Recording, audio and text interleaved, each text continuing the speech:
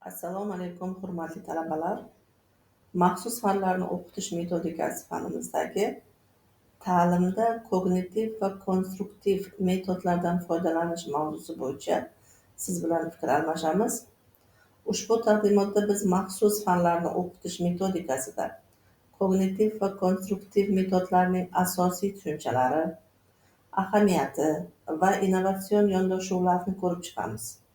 Bu metodlar talabalarning bilimlarini chuqur o'zlashtirishi va amaliy ko'nikmalarni rivojlantirishi uchun muhim ko'rsatkich hisoblanadi.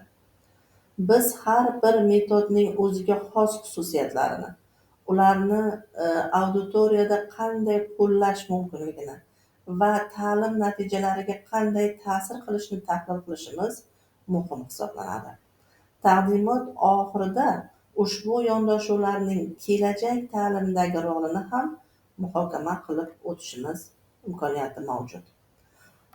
Kognitiv metodlar bu bilish jarayonlari hisoblanib, demak, kognitiv metodlar talabalarning bilish jarayonlariga, ya'ni miyaning axborotni qayta ishlash, saqlash va undan foydalanish usullariga e'tibor qaratadi. Bu metodlar orqali talabalar diqqatni jamlash, xotirani mustahkamlash va muammolarni samarali hal qilish ko'nikmalarini rivojlantirishadi. Xotirani mustahkamlash qanday holatlarda? Ya'ni kodlash, saqlash va qayta chaqirish jarayonlari orqali bilimlarni uzoq muddatli xotiraga joylash mumkin. Bilimlarni tizimlashtirishda esa olingan ma'lumotlarni mantiqiy tuzilmalarga ajratish va ular orasidagi bog'lanishlarni o'rganadi. Kognitiv metodlar o'quv materiallarini chuqur tushunish va uni amaliyotga qo'llash uchun zamin yaratadi. Kognitiv metodlarga misollar tariqasida shularni ko'rsatib o'tishimiz mumkinki, ya'ni vizual tashkil etishda tushuncha xaritalari yoki aqliy xaritalar hamda oqim diagrammalarini aytib o'tishimiz mumkin.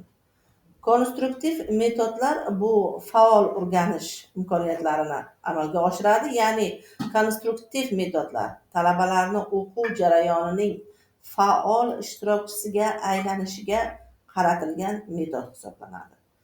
Bu yondashuvga bilimlar tayyor holda berilmaydi, balki talabalar ularni o'z tajribalari va o'zaro muloqotlari orqali quradilar. Ya'ni bilimlarni yaratadilar, bilimlarni mustahkamlaydilar va ijtimoiy o'zaro ta'sir ko'rsatadilar. Bu yondashuv talabalarning mustaqil fikrlash qobiliyatini oshiradi va ularni hayotiy vaziyatlarga tayyorlashda muhim ahamiyat kasb etadi. Konstruktiv metodlarga misol qilib, ya'ni amaliy faoliyatda loyiha asosida o'qitishni, tadqiqotlarga asoslangan o'qitishlarni misol qilib ko'rsatishimiz mumkin. Ya'ni hamkorlikda o'rganish esa talabalarga birgalikda ishlash, fikr almashish va muammolarni birgalikda hal qilish imkoniyatlarini beradi. Metodlarning uyg'unligi, ya'ni auditoriya integratsiyasi, bu qanday tushuncha hisoblanadi? Ya'niki kognitiv va konstruktiv metodlar bir-birini to'ldiruvchi yondashuvlar bo'lib, ular birgalikda qo'llash ta'lim samaradorligini sezilarli darajada oshirishga imkoniyat yaratadi. Kognitiv metodlar axborotni qayta ishlash va eslab qolishga yordam bersa, konstruktiv metodlar faol ishtirok va yangi bilim yaratishni ta'minlab beradi.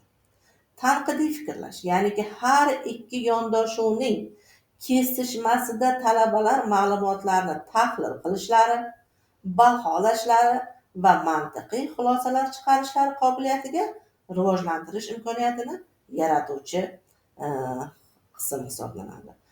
Muammolarni yechish qismida esa talabalar real hayotiy muammolarni hal qilish uchun bilimlarni faol ravishda qo'llashni o'rganadilar. Bu ularning amaliy ko'nikmalarini oshirishda muhim ahamiyat kasb etadi. Ushbu integratsiya orqali talabalar nafaqat ma'lumotlarni o'zlashtiradi, balki ularni tushunib, amaliyotga qo'llashga qodir bo'ladilar. Samaradorlikka ta'siri, ya'ni o'quv natijalari jarayonida kognitiv va konstruktiv metodlarning integratsiyasi o'quv natijalariga ijobiy ta'sir ko'rsatadi. Bu yondashuvlar talabalarning bilimlarini o'zlashtirish darajasini oshirish bilan birga ularning motivatsiyasini kuchaytiradi va muhim ko'nikmalarini rivojlantiradi. Ya'niki yuqori motivatsiyada qiziqishning ortishi holatida, mana bu diagrammada ko'rinib turgan o'sha ranglar bilan ajratilganda siz e'tibor berishingiz mumkin. O'sha doiraviy diagramma talabalarda yuqori motivatsiyalarni va o'rganishga bo'lgan qiziqishning ortishini aks ettirgan holatini ko'rishingiz mumkin. An'anaviy metodlar bilan solishtirganda kognitiv va konstruktiv yondashuvlar bilan bilimlarni o'zlashtirish darajasi 65% dan 85%gacha oshishi sizda ko'rinib turibdi. Amaliy qiyinchiliklar va yechimlar qanday holatda ko'rinadi? Demak, ta'limda kognitiv va konstruktiv metodlarning joriy etishda ba'zi qiyinchiliklar mavjud bo'lishi mumkin. Masalan, biroq o'sha to'siqlarni samarali yechimlar orqali bartaraf etish mumkin. Bu esa ta'limning barqaror rivojlanishiga xizmat qiladi. Ya'ni o'qituvchilarning tayyorlash, o'qituvchilar o'zi ustida ishlash holatida nazarda tutish mumkin. Resurslarni yetishmasligi, vaqtning cheklovi kabi bir qancha o'sha amaliy qiyinchiliklarni keltirib chiqarishi mumkin. Bularning yechimi albatta o'sha hozirgi zamonaviy texnologiyada qo'llaniladigan o'sha bizning maxsus fanlarimizdagi metodlar orqali o'z yechimini topib kelyapti. Ushbu yechimlar orqali zamonaviy ta'lim metodlarini keng joriy etish va ularning samaradorligini oshirishi mumkinligini jarayon orqali kuzatib boryapmiz. Demak, kelajak ta'limi, ya'ni hozirda ham ko'plab qo'llanayotgan o'sha raqamli muhitda qo'llash qanday holatda bo'ladi? Raqamli texnologiyalarda kognitiv va konstruktiv metodlarni, ya'ni yangi darajaga olib chiqish imkoniyatlarini beradigan holatlar mavjud. Virtual reallik va onlayn hamkorlik platformalari o'quv jarayonlarini yanada interaktiv va immersiv qilishga yordam beradi. Ya'ni virtual reallik qanday? Biologiya darajasida inson tanasi tuzilishini o'sha ma'lum bir platformalar yordamida o'rganish, tarixiy voqealarni jonli ko'rish yoki murakkab ilmiy hodisalarni simulyatsiya qilish mumkin. Bu talabalarning mavzuga bo'lgan qiziqishini yanada orttiradi, nazariy bergan bilimlarni amaliy ko'nikmalar bilan ifoda qilish uchun juda ham muhim hisoblanadi. Onlayn hamkorlik platformalarida esa o'sha Miro yoki Google Jamboard kabi platformalar onlayn loyihalarni, ya'ni miya hujumlarini va guruh muhokamalarini osonlashtirib beradi.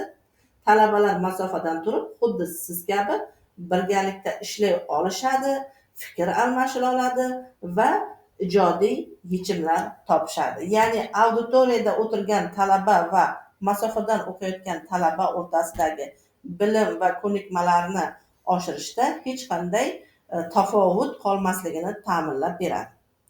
Xulosa qilib aytganda, ta'limning yangi yutuqlarida, demak, xulosa o'shani keltirib o'tishimiz mumkinki, kognitiv va konstruktiv metodlar zamonaviy ta'limning asosiy tamoyillarini tashkil etadi. Bu yondashuvlar talabalarning bilim olish jarayonida faol, mazmunli va samarali qiladi. Ularni nafaqat bilimga boy, balki mustaqil fikrlovchi va muammolarni hal qila oladigan shaxslar qilib shakllantiradi. Ya'ni faol o'rganish, mazmunli o'zlashtirish hamda samarali natijalar olish bu ta'limning yangi yutuqlaridan biri hisoblanadi. Ushbu metodlarni keng qo'llash orqali biz kelajakda ta'limni shakllantiramiz va yoshlarning 21-asr talablariga javob beradigan darajadagi talabalar va mutaxassislar bo'lib yetishishiga imkoniyat yaratamiz. Hurmatli talabalar, demak bugungi mavzumiz bo'yicha olingan bilimlarni nazariy o'sha ma'ruza va amaliy darslari bilan o'zaro bog'lab, bilimlaringizni yana ham kengaytirib qolasiz degan umiddamiz. E'tiboringiz uchun rahmat, salomat bo'ling.